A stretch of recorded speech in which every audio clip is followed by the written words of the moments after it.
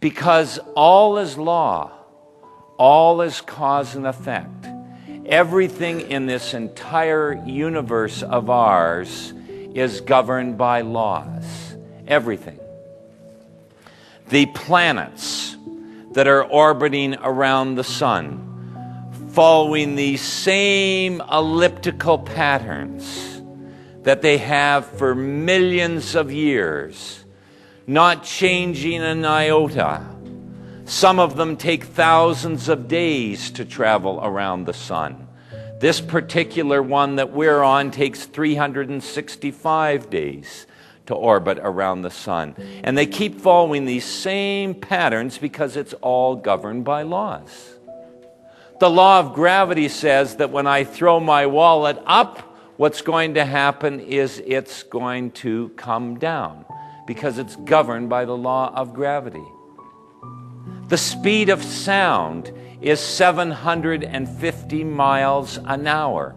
My voice is coming to you right now at 750 miles an hour. This knock is coming to you at 750 miles an hour because sound always travels at 750 miles an hour. Not when it's in a good mood, not when it wants to, not when it's really up for it.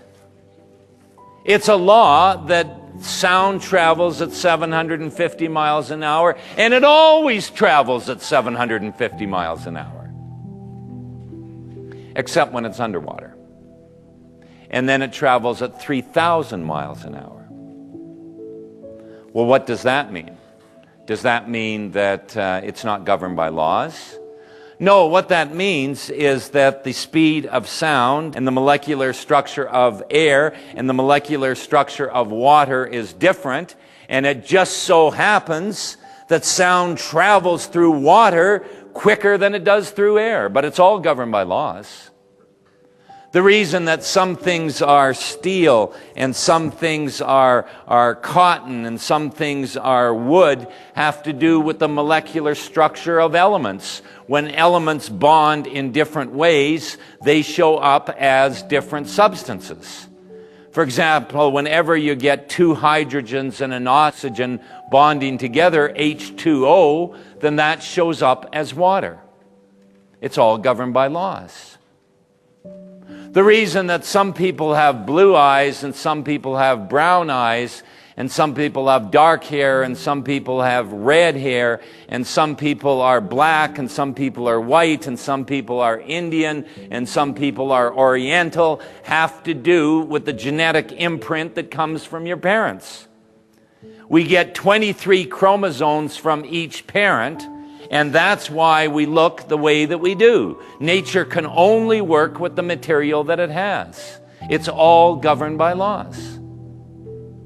Everything in this entire universe of ours is governed by laws. Everything from our huge galaxies that are going to be burning out in another couple 100 million years to subatomic particles that collide with one another and form other particles in like a hundredth of a second. Everything from the infinitely large to the infinitely small is governed by laws. Everything in this universe of ours is governed by laws. Except, of course, the things that happen to us. That's all luck. Good breaks and bad breaks. All just fate. Well, does it really make sense that everything in this universe of ours is governed by laws and we are the one exception? I mean, correct me if I'm wrong, but are we not in the universe as well? I mean, we're not living back in the Newtonian age where man was like separate and independent of the universe, like here's man and there's the universe and we're acting upon it from afar. We are in the universe too. And if everything in this universe of ours is governed by laws, then I would strongly suspect that there are laws that govern the things that happen to us as well. And there are very clear laws that govern the things that happen to us. And I'll tell you the most important law that you can ever know. The most important law that you can ever know is that you are the cause of everything that happens to you. That you are it. You're it. And you might say, well, wait a second. John, you don't know me. And you don't know these things that are happening in my life. I'm certainly not creating these things. Yes, you are. You're creating everything that happens to you in your life. That you're it. You are the cause. Now, I said at the very beginning that there were going to be some things that you wouldn't understand in the beginning. And this is probably the very first one. Because we don't like to accept that we are the cause of everything that happens to us. We like to suspect that it has really nothing to do with us, especially when bad things are happening. We like to sort of say, well, here's me and there's my life. And why is it following me around? Get away from me. My life has nothing to do with me. What are you talking about? Your life has nothing to do with you. Your life is a reflection of you. Your life is a perfect reflection of you. Perfect. And if you don't like what's happening in your life, don't blame life, but look within yourself. Now, let me be very, very clear about what I'm saying here. What I'm saying is that if you are stopped at a red light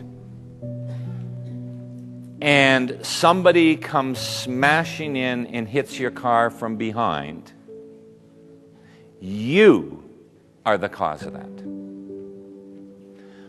Or if you go home tonight and somebody has broken into your home, stole your stereo, you are the cause of that.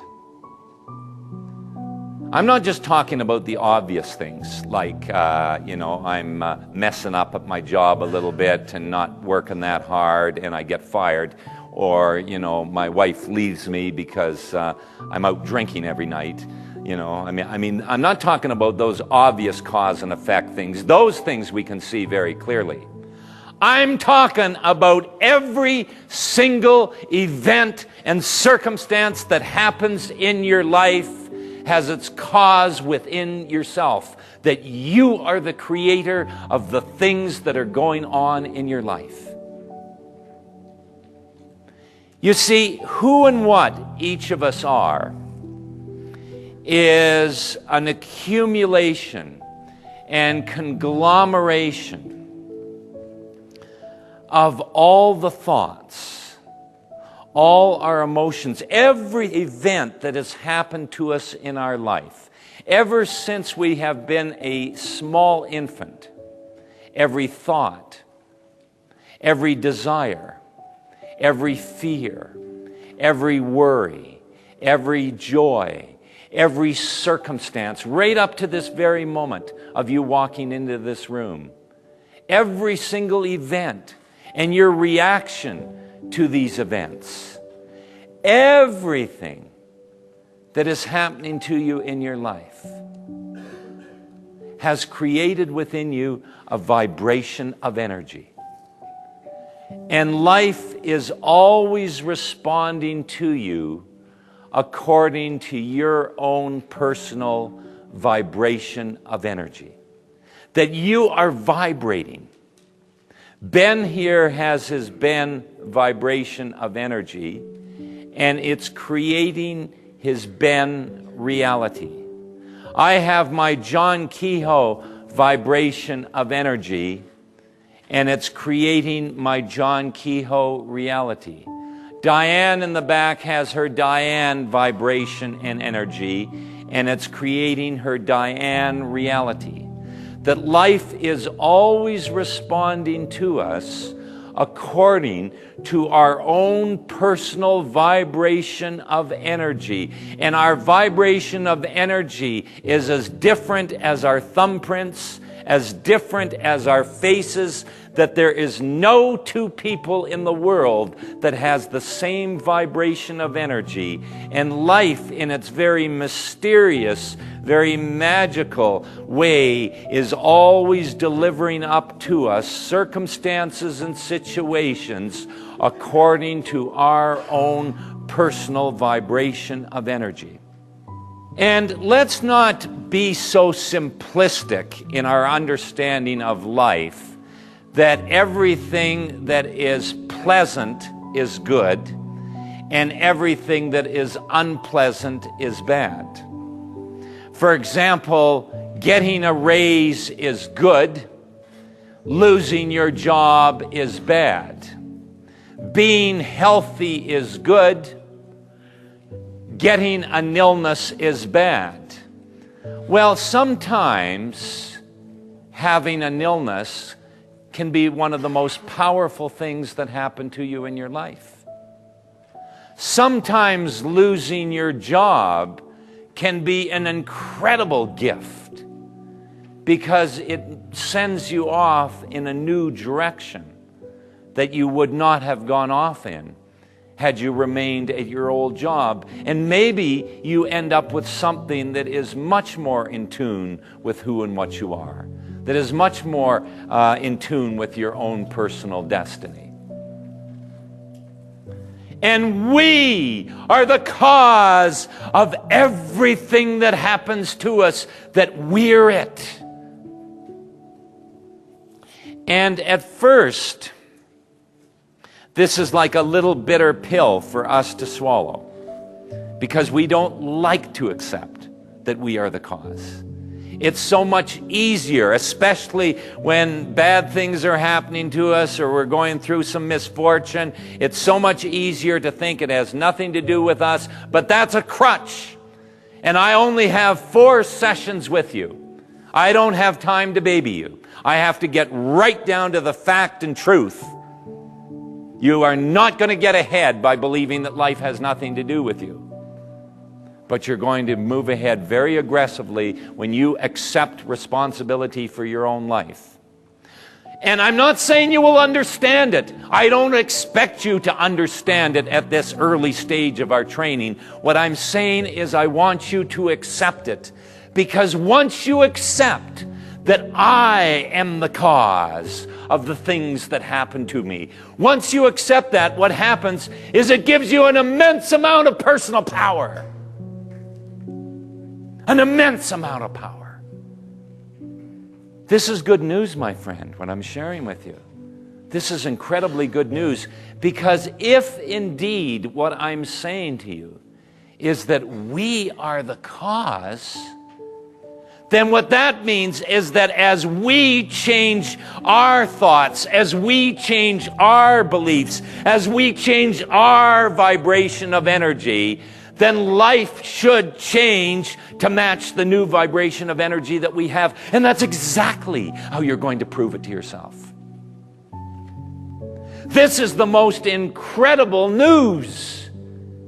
It means that we have the power in our life. We do. The power doesn't exist out here. The power is not in the outer world. The power in our life is in our consciousness. The power in our life is in our vibration and energy. And we get to create our own vibration and energy. Up till now, it's all been created unconsciously. Up till now, it's been us reacting in our life. But from this moment on, we're going to take control. From this moment on, we're going to take responsibility. And what I want you to do in this training is I want you to come into this training with the spirit of the pioneer, the spirit of the adventure, and be prepared to move into new and different directions in your life. You know, in science is forever changing its concepts and its beliefs and its ideas as new information comes to it. Science has no problem with changing its most cherished beliefs as new truths and realities are revealed to it. For example, for the longest time, mankind believed that the earth was the center of our solar system and that the sun revolved around the earth. And it's very easy to understand how they believed that. Because, I mean, you look at, in the morning, the sun's down there. At lunch, it's up here. In the evening, it's down there. It certainly appears to our eyes, to our senses, that the sun is moving. Just like it appears to us that it's luck, fate, and chance, the things that happen to us. I agree. That's the way it appears. But then along came a man called Copernicus. And through his mathematics, through his telescope, he proved absolutely that it wasn't the earth that was the center, that it was the sun, and that the earth revolves around the sun. And now we believe that. I mean, I believe absolutely that the earth goes around the sun. But I'll tell you something. I don't know about you, but I have never once seen this earth move. I haven't. I've never once seen it move. And yet every time I look up into the sky, I see the sun in a different place. And yet, I believe that the earth is revolving around the sun. I believe that. I believe something that defies my senses. Defies my senses. And yet, I believe it. And what I'm asking you is I'm asking you to believe something that defies your senses. I'm asking you to believe that you are the cause of everything that happens to you. And that does not make sense because it defies our senses, but we have precedent because we already believe that the earth is traveling around the sun, even though our eyes it defies our eyes, it defies our senses, and yet we believe it. And that's exactly like life. The truth of life is different from our experience of it. And the most important law that you can know about your own life is that you are the cause of everything that happens to you. That you're it. That you're it. And this is the most important, powerful law. Because we are going to work with it. You know, Einstein, in his famous equation of E equals mc squared, what Einstein is doing in this equation is he's equating energy and matter. And what he's saying is that everything in the universe is a constant, that all is law, that all is cause and effect, that if something appears to disappear, what really happens is it's transposed and reappears on a different dimension. For example, you have some wood and you burn that wood. Okay, the wood disappears. But as a result of burning the wood, it creates heat. And the amount of heat it creates is directly proportionate to the amount and type of wood that there is. It's all governed by laws. Or let's say that you have a mouse that's running through the forest, And an owl sees this mouse, and he comes down and he pounces on it and he eats it. Okay, no more mouse. Mouse mouse isn't in the universe anymore. But as a result of eating that mouse, what happens is the owl gets to fly around for several days and gets to hoo. What a pitiful owl imitation that was. Okay. Must work on my things to do, work on owl imitation. But nonetheless, the owl gets to live and for several days as a result of eating the mouse. And that's what Einstein is saying, that we live in a universe where all is law, where all is cause and effect. So if that's the type of universe that we live in, then what I want to know is, what is the effect of thinking thoughts? And don't say nothing, because that isn't the way our universe works. We're thinking thousands of thoughts every day. Well, what is the effect of thinking thoughts? What are these things called thoughts?